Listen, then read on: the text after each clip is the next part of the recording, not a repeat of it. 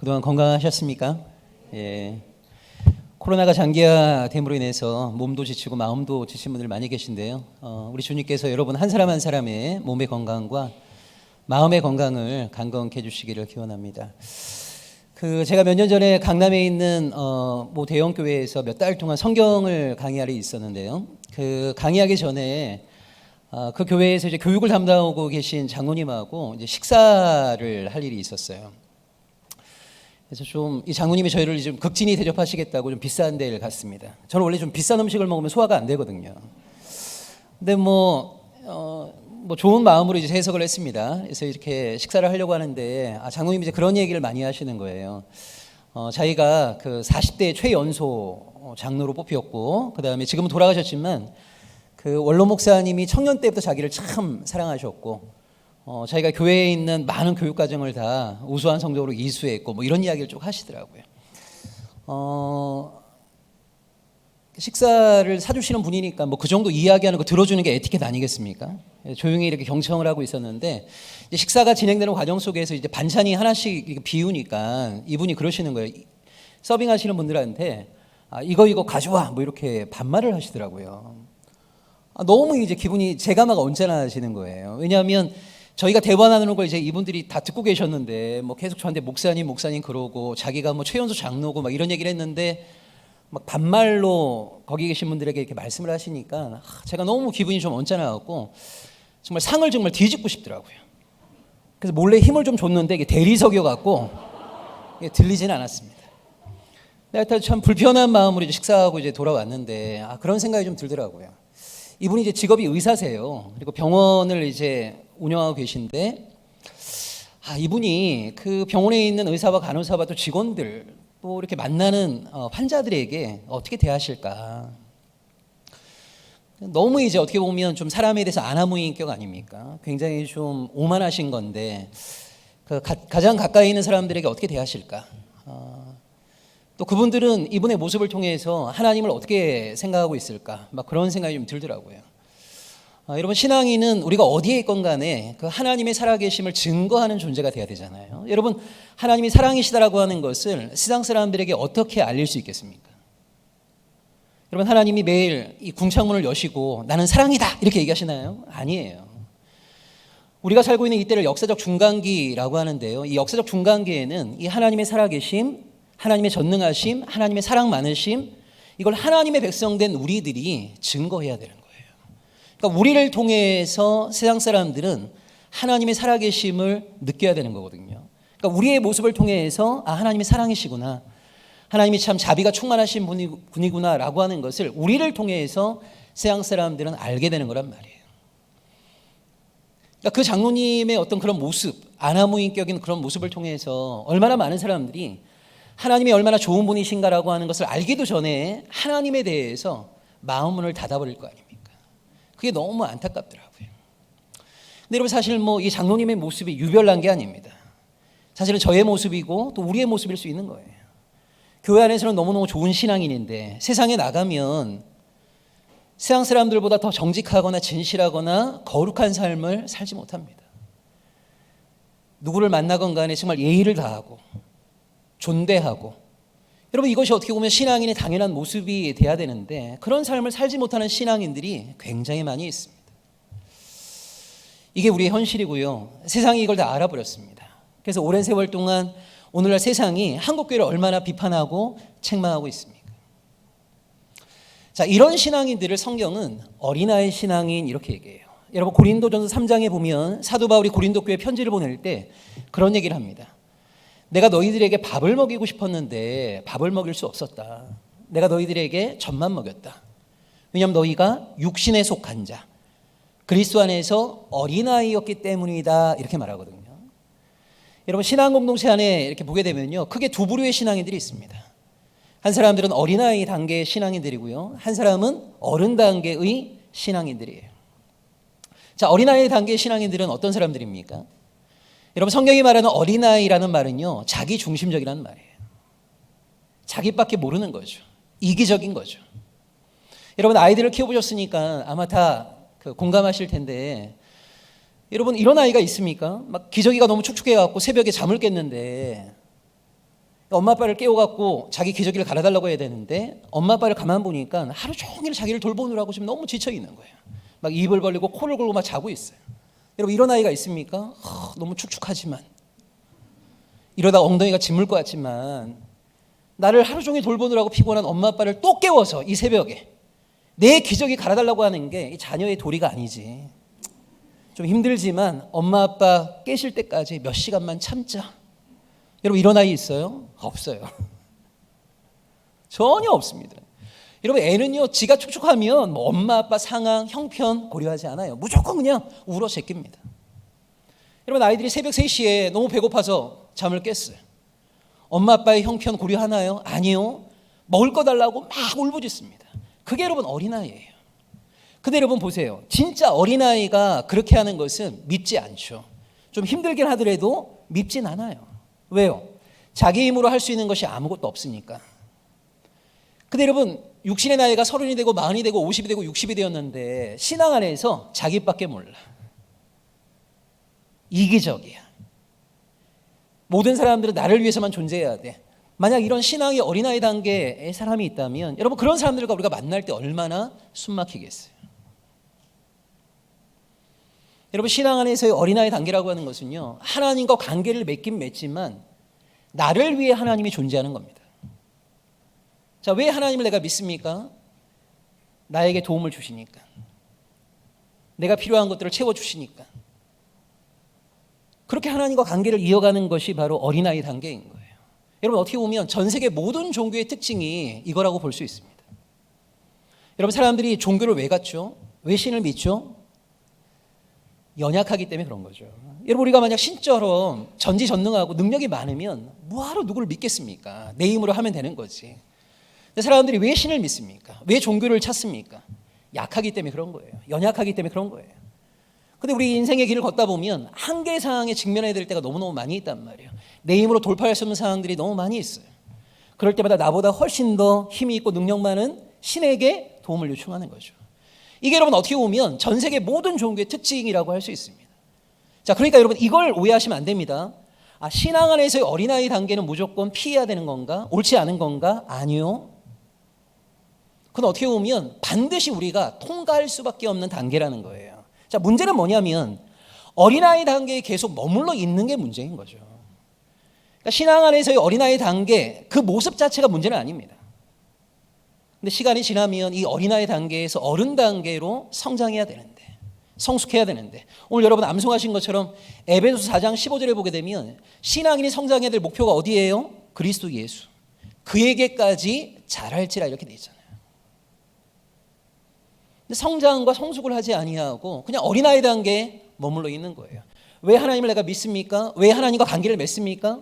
나는 구하고 하나님은 응답해 주시고, 내가 필요로 하는 것을 하나님은 늘 채워주시고, 그런 맥락 속에서 하나님과 관계를 이어가는 것이 바로 어린아이 단계의 신앙이란 말이에요.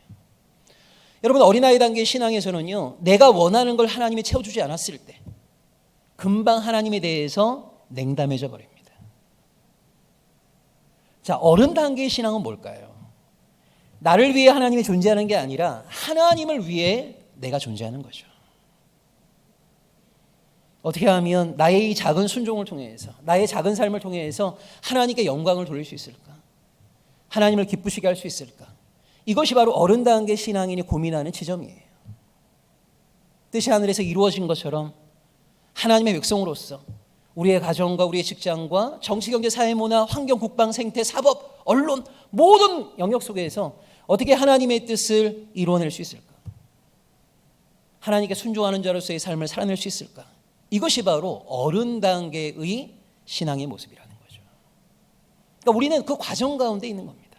근데 여러분 안타깝게도요, 우리 대한민국 교회 안에는 이 어린아이 단계의 신앙인들이 너무 많이 있어요. 예수를 믿는 목적도 구원받기 위해서예요. 예수를 믿는 목적, 내가 원하는 것을 얻어내기 위해서예요.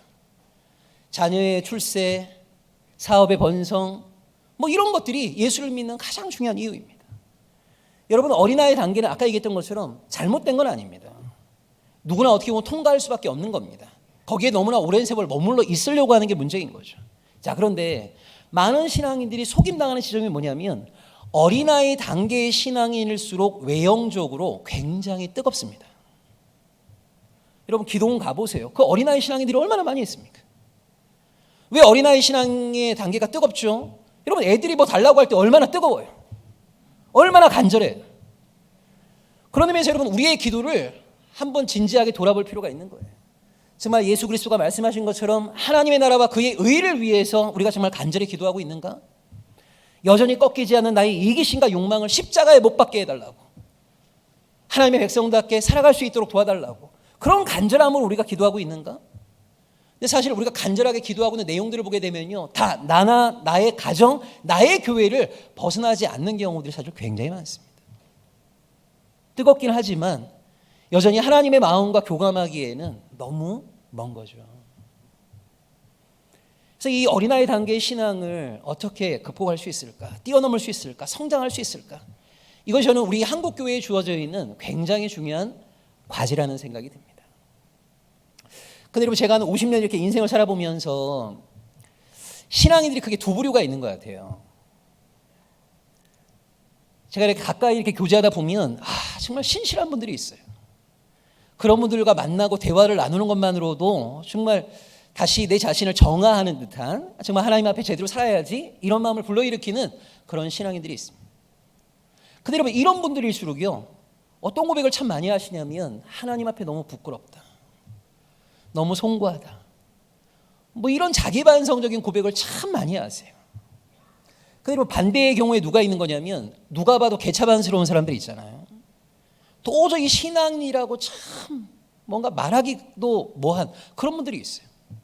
근데 이런 분들일수록요, 어떤 확신으로 똘똘 뭉쳐있냐면 구원의 확신. 자기는 죽은 다음에 천당 갈 거를 확신하시더라고요. 너무너무 제가 볼 때는 조금 위험한 것 같은데, 그러니까 도리어 정말 하나님 앞에 신실하게 살아가려고 하는 사람들은 늘 하나님 앞에 송구한 마음으로, 부끄러운 마음으로 이렇게 신앙의 걸음을 하나 둘 내딛고 계시고, 참 이 사람에게 신앙이 어떤 의미일까라고 생각되는 사람들일수록 보면 굉장히 자기가 하나님의 백성이라고 하는 자기 정체성도 강하고 죽은 다음에 구원받을 거라고 하는 확신도 굉장히 강해요. 이걸 믿음이라고 생각을 해요. 여러분 우리 한국교회가 정말 고쳐야 될 것들이 정말 많이 있지만, 저는 오늘 함께 나누고 싶은 것이 뭐냐면 우리 한국교회가 갖고 있는 믿음에 대한 오해, 이 이야기를 오늘 좀 함께 하고 싶습니다. 여러분 창세기부터 요한계시록까지 하나님의 말씀, 이걸 보통 여러분 헤브라이즘 이렇게 얘기합니다.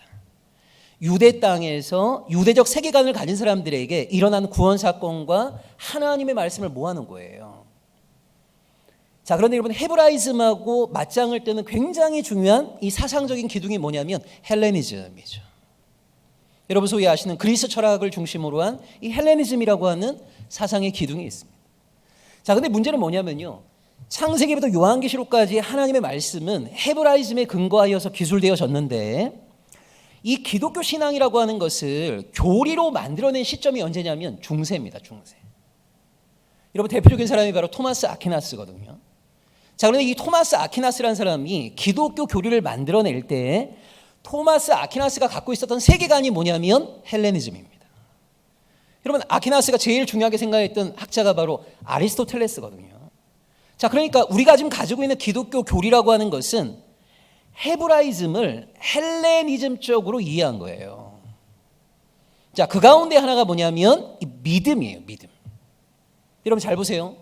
성경이 말하는 믿음이라고 하는 것은 뭐냐면 하나님을 주인 삼는 겁니다. 그분이 원하시는 바대로 우리의 삶을 재편하는 거예요. 그분이 가라고 하면 가는 것이고, 그분이 멈추라고 하면 멈추는 거예요. 나는 너무너무 하고 싶지만 하나님이 하지 말라고 하면 하지 않는 거예요. 나는 너무너무 하기 싫지만 하나님이 하라고 명하신 거면 행하는 거예요. 그걸 성경은 믿음 이렇게 얘기합니다. 여러분 우리가 아브라함을 믿음의 아버지라고 하는 이유가 뭐예요? 하나님께서 아브라함에게 본토 친척 아비집을 떠나서 내게 지시하는 땅으로 가라 라고 했을 때 아브라함은 어떻게 했습니까? 본토 친척 아비집을 떠나서 하나님이 지시하는 땅으로 갔잖아요. 이것이 바로 성경이 말하고 있는 믿음이란 말이에요. 자, 근데 여러분 헬레니즘에서는 뭐를 믿음이라고 하냐면 어떤 문장, 어떤 명제를 내가 인지적으로 동의하고 수용하는 것을 믿음이라고 생각합니다. 이런 거죠. 하나님이 창조자이심을 믿느냐? 이 문장을 내가 인지적으로 동의하고 수용하면 이걸 믿는다고 생각을 해요. 예수가 우리의 구원자이심을 믿느냐라고 했을 때, 그래 예수가 우리의 구원자이시다 라고 하는 이 문장과 명제를 내가 수용하게 되면, 인지적으로 동의하게 되면 이걸 믿는다라고 생각한단 말이에요. 여러분, 이런 믿음에 대해서 성경이 뭐라고 말하고 있는가를 잘 보셔야 됩니다. 야고보서 2장 19절에 보면요, 야고보 사도가 이런 얘기를 합니다. 너희가 하나님이 한 분이신 것을 믿느냐? 여러분, 야고보가 왜 이런 얘기를 했겠어요? 야고보의 편지를 받는 많은 사람들이요, 그런 생각을 한 거예요. 하나님이 한 분이시다라고 하는 것을 내가 인지적으로 동의하고 수용하면 그것이 바로 믿음이고, 이런 믿음으로 우리는 구원을 받는 거다. 여기 대해서 야고보가 이런 얘기를 하는 겁니다. 너희가 하나님이 한 분이신 것을 믿느냐? 잘하는도다. 여러분, 여기 잘한다는 말은 칭찬이 아니에요. 비꼬는 거예요. 잘한다 이런 거예요. 그래서 야고보가 뭐라고 얘기하냐면 귀신들도 믿고 떠느니라 이렇게 얘기합니다. 여러분, 귀신들도 뭐를 믿는다는 거예요? 하나님이 한 분이시라는 것을 믿는다는 거예요. 뭘로요? 머리로, 인지적으로. 그리고 하나님 앞에 떤대요. 이것이 여러분 소위 귀신 수준의 신앙인 거예요. 머리로만 믿는, 머리로만 행하는, 이것은 성경이 말하고 있는 참신앙이 아니라 귀신 수준의 신앙입니다. 이걸 여러분 좀 더 확대해서 잘 드러내고 있는 것이 오늘 저희가 읽었던 마가복음 5장의 거라사 강인의 모습입니다. 여러분, 마가복음 5장에 보시게 되면 예수님이 이 데가볼리라고 하는 지방으로 건너가셨습니다. 그 가운데 거라사라고 하는 지방으로 건너가셨죠.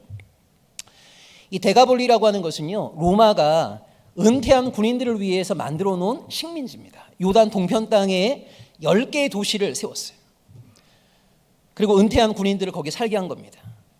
자, 이 은퇴한 군인들을 살게 하기 위해서 유대 땅에 있는 사람들의 것들을 많이 빼앗았어요. 착취했어요. 여기가 바로 데가볼리라고 하는 도시거든요.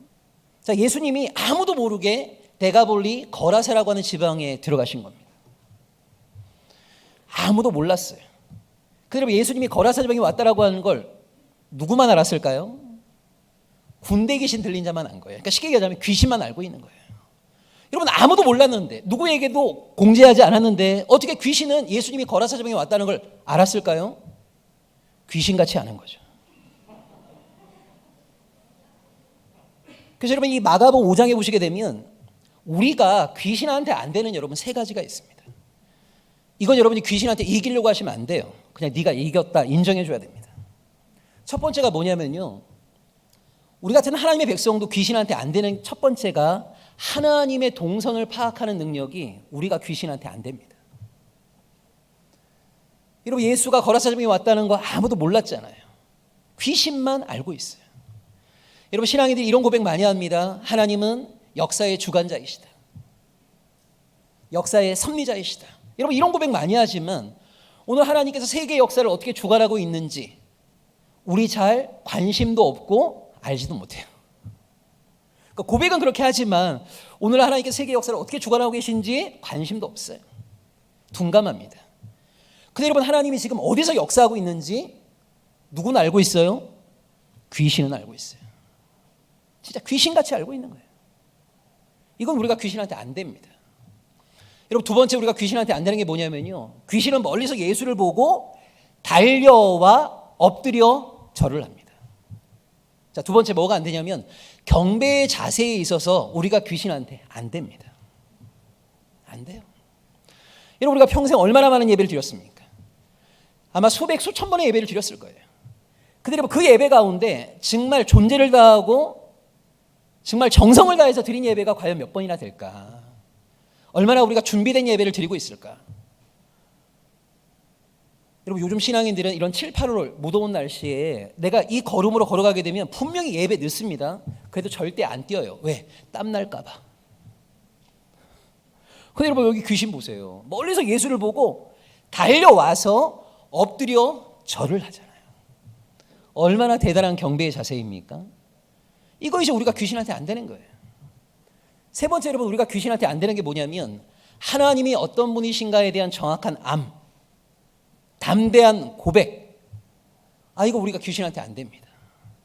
여러분 엎드려 절을 하면서 귀신이 예수에게 뭐라고 고백하고 있습니까? 지극히 높으신 하나님의 아들 예수여 이렇게 고백하잖아요.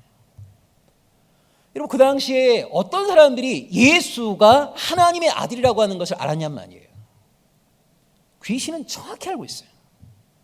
그리고 알기만 합니까? 자기 입을 열어갖고요 담대하게 고백까지 하잖아요. 자, 이 세 가지는 여러분 우리가 귀신한테 안 되는 거예요. 하나님의 동선을 파악하는 능력, 경배의 자세, 하나님의 말씀에 대한 암과 담대한 고백. 이건 귀신이 우리보다 월등히 탁월한 거예요. 근데 여러분 한번 보세요. 이런 걸 믿음이라고 한번 생각해 보세요.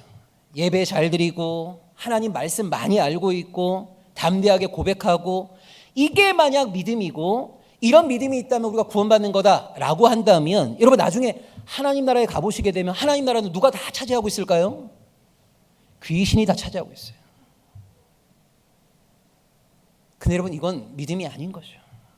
자, 우리가 세 가지를 인정했습니다. 귀신이 우리보다 세 가지 면에서 탁월하다. 하나님의 동선을 파악하는 능력, 경배의 자세, 하나님에 대한 암과 담대한 고백, 이건 귀신이 우리보다 월등히 탁월해요. 자, 그런데 귀신의 신앙과 성경이 말하는 참 신앙이 갈라서는 지점이 있습니다. 그게 어디예요? 귀신은 지극히 높으신 하나님의 아들 예수여 라고 고백하고 나서 뭐라고 얘기합니까? 나와 당신이 무슨 상관이 있나이까? 이게 여러분 귀신 신앙의 수준인 거예요. 창세기부터 요한계시록까지 완전히 암기하고 있습니다. 하나님의 말씀 달달 외우고 있어요. 근데 그 무수한 말씀이 나와 무슨 상관이 있느냐? 나와 아무런 상관이 없다라고 말하고 있는 것이 바로 귀신 수준의 신앙이에요. 여러분 어떤 사람이 진정한 신앙인이죠? 귀신보다 비록 하나님의 말씀에 대한 이해는 떨어진다 하더라도 알고 있는 말씀은 몇 개 되지 않는다 하더라도 성경에 나와 있는 그 하나님의 말씀이 나의 순종을 기대하시면서 하나님이 나에게 주신 나와 상관 있는 말씀이라고 고백하고 그 말씀 따라 살려고 애를 쓰는 자가 바로 성경이 말하는 참 신앙이란 말이에요. 여러분 이웃을 내 몸과 같이 사랑하라 누구에게 주신 말씀입니까? 나의 순종을 기대하시면서 하나님이 나에게 주신 나와 상관 있는 말씀인 거죠. 정직하고 진실하고 거룩하게 살아가라 누구에게 주신 말씀입니까? 나의 순종을 기대하시면서 하나님이 나에게 주신 나와 상관 있는 말씀이죠. 나보다 남을 낮게 여겨라 이거 누구에게 주신 말씀이에요? 나에게 주신 말씀입니다. 나와 상관 있는 말씀입니다.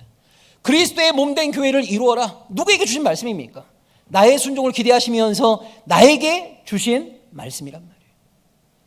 비록 인지적으로는 알고 있는 것이 부족하다 하더라도 성경에 기록되어 있는 하나님의 말씀이 나의 순종을 기대하시면서 하나님이 나에게 주신 나와 상관 있는 말씀, 그 말씀 따라 인생의 한 걸음 한 걸음을 뚜벅뚜벅 내딛는 자가 바로 성경에 말하고 있는 믿음의 사람입니다.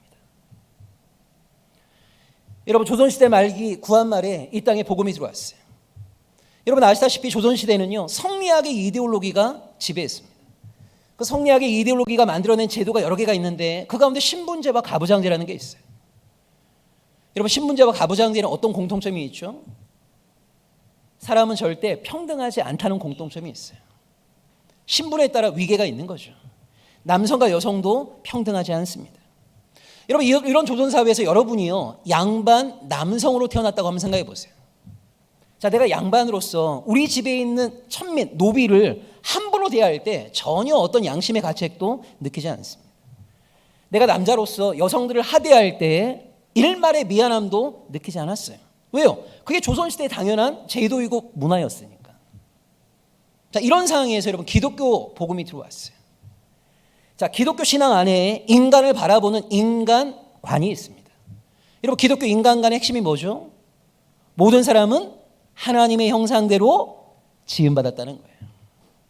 양반도 하나님의 형상으로 지음받고 천민도 하나님의 형상으로 지음받았어요. 여러분 모든 인간이 하나님의 형상으로 지음받았다는 것에서 뭐가 나옵니까? 인간의 존엄성이 나옵니다. 남성도 하나님의 형상으로 지음받고 여성도 하나님의 형상으로 지음받았다는 것에서 인간 상호 평등함이 나오는 거예요. 자, 이런 상황에서 여러분 하나님을 믿는다, 예수를 믿는다는 것은 뭐냐면, 자, 내가 하나님을 믿기 때문에 이제 하나님만을 내 인생의 주인 삼는 겁니다.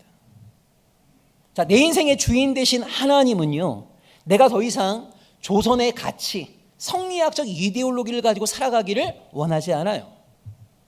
자, 내 인생의 주인 되신 하나님은 내가 사람들을 어떻게 만나고 대하기를 원하시는 겁니까? 누구를 만나건, 그의 신분이 어떠하건, 그의 성이 어떠하건, 정말 존귀하게, 존엄하게 그들을 만나기를 내 인생의 주인 되신 하나님은 원하신단 말이에요. 뭐가 믿음인 거죠? 그 하나님의 뜻대로 한 걸음 한 걸음 내딛는 것이 바로 믿음인 거예요. 여러분, 믿음은 머리로 하는 것이 아니라 삶으로 하는 겁니다. 믿음은 머리로 하는 것이 아니라 존재로 행하는 거죠. 이것이 바로 여러분 성경이 말하고 있는 진짜 믿음이란 말이에요. 안타깝게도 우리 한국교회에는 어린아이 단계 신앙인들도 너무 많이 있고, 그럼에도 불구하고 구원에 대한 확신으로 똘똘 뭉쳐있는 사람들이 너무 많아요. 무엇 때문입니까? 믿음에 대한 왜곡된 인식 때문에 그렇습니다. 그런 헬레니즘이 말하고 있는 믿음이 아니라 정말 하나님만을 내 인생의 주인 삼고 그분이 원하시는 바대로 인생의 한 걸음 한 걸음을 내딛는 존재를 다하는 참된 믿음이 우리에게 필요해요. 성경에 기록되어 있는 무수한 말씀들이 나의 순종을 기대하시면서 하나님이 우리에게 주신 나와 상관 있는 말씀. 여러분, 이런 믿음의 길을 걸었던 무수한 신앙인들이 있었는데요, 그 가운데 느헤미야라는 사람이 있습니다. 여러분, 느헤미야의 직업이 뭐였습니까? 총독이었습니다. 페르시아에서 유대 땅에 파견했던 총독이었어요. 느헤미야 5장 15절에 보면 느헤미야가 이런 고백을 합니다. 여러분, 느헤미야 이전의 무수한 총독들은요, 대다수가 다 뇌물을 받았어요. 있는 돈을 가지고 땅 투기를 했어요. 강자의 편을 들어줬어요. 느헤미야는 이렇게 얘기했습니다. 12년 동안 자기가 총독으로 봉직하면서 심지어 느헤미야는 총독의 녹도 받지 않았습니다.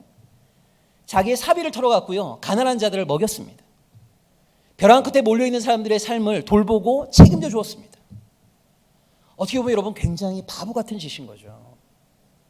여러분, 사람들이 길을 쓰고 총독 같은 위치에 올라가려고 하는 이유가 뭐예요?